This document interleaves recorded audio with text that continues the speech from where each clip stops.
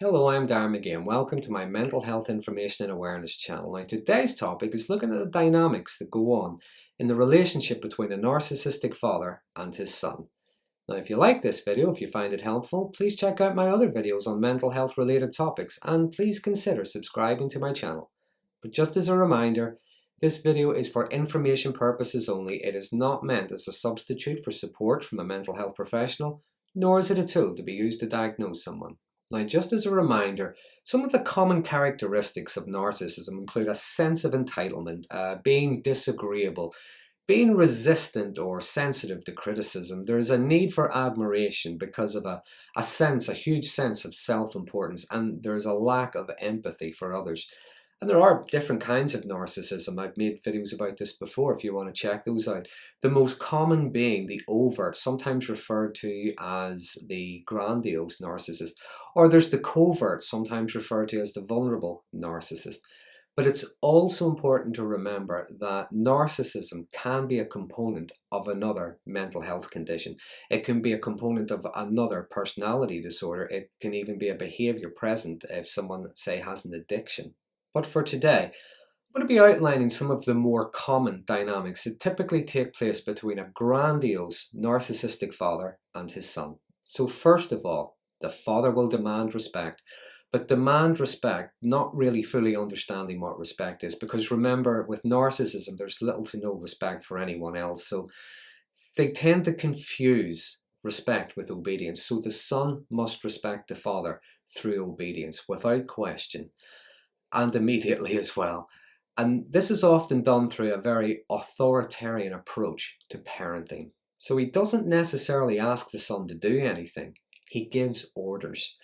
He treats the son like a servant. He doesn't show gratitude, but he does show displeasure and will even punish if that obedience isn't immediate or up to his standard.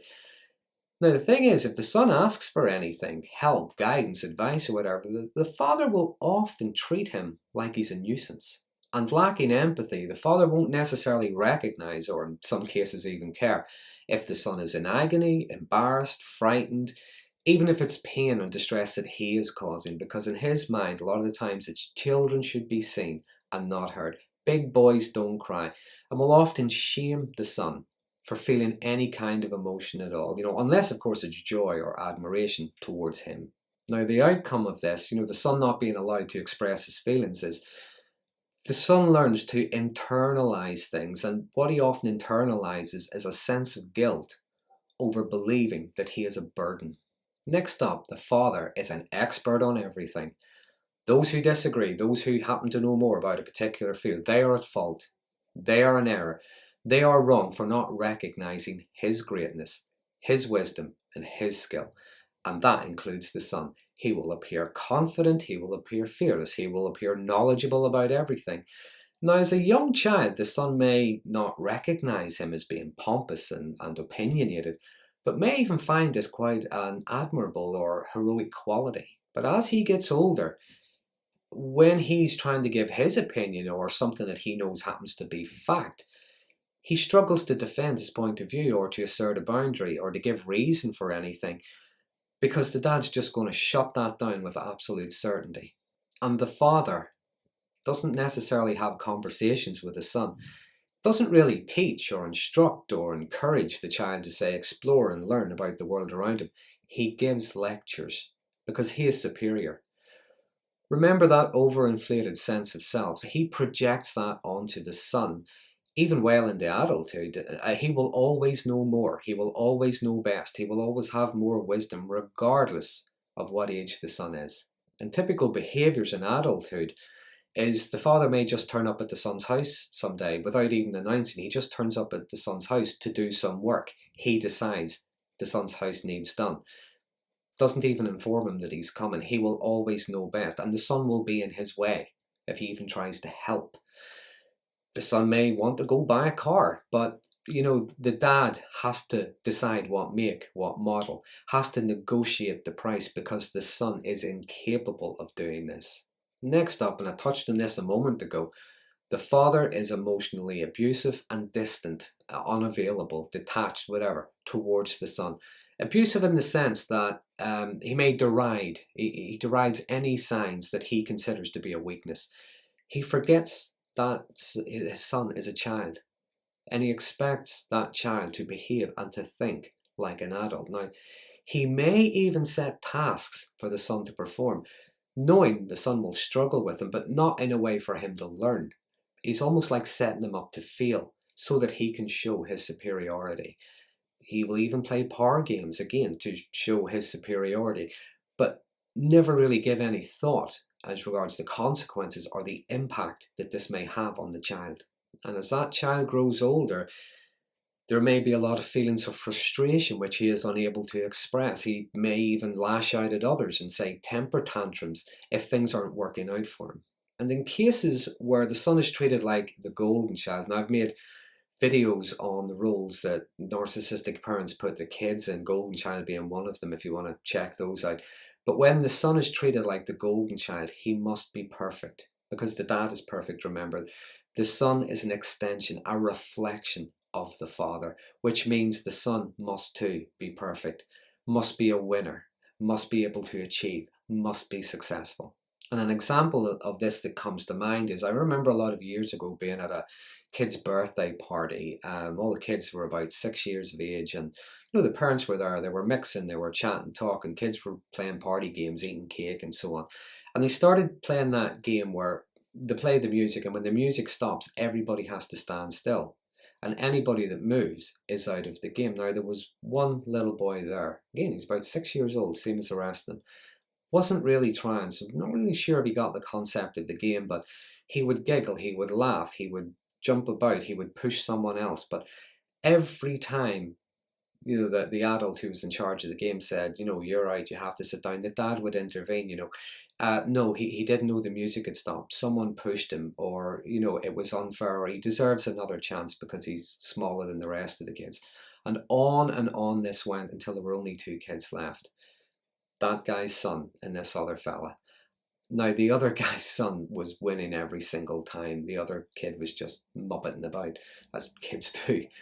But each and every time the dad insisted, no, we need to give it another go. We need to give him another chance. We need this, that, and the other. Or, that's not fair. He moved first. I think he didn't see the other guy move.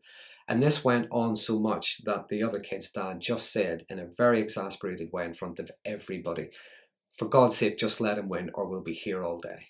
Perfect dads have perfect sons. Just keep going till you get the outcome you wanted. He seemed to show no insight into how frustrated and exasperated everyone else is. Now, when it comes to that relationship between him and the son, or between any narcissistic father and the son, yeah, it sounds like I'm judging him as a narcissist, but you know what? I know him, you don't. But anyway, on one hand, yes, they can be overly critical of the son. You're such a disappointment, you're a failure, this, that, and the other. But on the other hand, they will bask in and take credit for the son's achievements. Next up, the father is divisive. The son is, more often than not, they're openly taught to disrespect the mother, and sometimes the other siblings as well. The son does not have to obey the mother. She will always be at fault. If she instructs him, disciplines him, he's taught, if you will, to go to the dad. It's up to the dad to decide whether or not he should listen to her. He sees his dad continually undermine her until it becomes normal for him. Now, the son may even be punished if he shows any kind of respect or love towards the mother. In a way, the son is learning very maladaptive ways to interact with others. So perhaps the opposite sex, certain people, say from a particular culture or background, pretty much anything that isn't the dad, anything that the dad disapproves of, shouldn't be trusted, shouldn't be respected, shouldn't be liked. This kind of fatherly advice, it's generally bad. It helps no one, certainly doesn't help the son. And I know that this can go either way depending on which one of the parents is narcissistic. But in the cases of, say, a separation, a divorce, the son is alienated from the mother because she is responsible for the misery, the breakup of the family, so she must be ostracized. The son is weaponized as a way to punish her. And again, this could be regardless of who has custody. And I'm also mindful that this can go either way with either parent. And this can continue well into adulthood. but not in every single case, because sometimes there is enough of the mother or the other parent. There's enough of the grandparents, there's the significant others in their lives, their teachers, their aunts and uncles and so on, where the child, even though it didn't make sense to them when younger, as they reflect back, they can learn this was not right, this was not appropriate. They are able to challenge it, see the world differently, and interact in a healthier way. Next up, there are a lot of expectations placed on the son. The subjects to pick at school, the grades that he must get, the career he must follow. He must stay single. The only relationships he's to have are fleeting ones, even if they're just for sex, nothing else. Or he must get married. But he must get married to someone the dad approves of, someone who's very attractive, or someone who comes from a good family. They're affluent, they're important. The father will decide how many children he should have, if any. Because on one hand, yes, he has to carry on the family name. It's such an important name. After all, he's the head of that family. Or, do you know what? Maybe it'd be best if the line just ended with you. You're such a disappointment. You're such a failure. You will never be anything like me. Or the son may be taught. It's very insidious, but the son may be taught, kids are an inconvenience. Look at the hassle I had with you when you were growing up. Look at the things I had to give up, my hopes and dreams.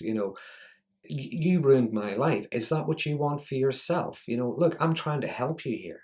Next up, and I would say that this would be more true in, say, cases of covert narcissism. But yeah, the son is taught, big boys don't cry. You have to be brave. Go stand up for yourself. But when he does, he gets punished for it. Because now the dad might be in trouble somehow. He gets to watch his dad buckle under pressure, run from danger, lie and twist in a cowardly manner, while telling fantasies about how brave and noble he is. With grandiose narcissism, now the child may be taught those same things, but the child is taught to escalate any kind of conflict. It just becomes explosive. It gets blown way out of proportion to what the actual issue really is. But one way or another, the son is not taught how to regulate how he feels, how to negotiate, how to problem solve, how to take responsibility. Next up, it is the father who is the center of the universe. It is his world. His son, everyone else in it, is only part of that world and should be grateful for being allowed to be part of it. It's the father's needs, emotional needs that are met. Anyone else's, including the son's, are secondary. Like I say, he is emotionally distant. He has no empathy or compassion for what his son feels or needs.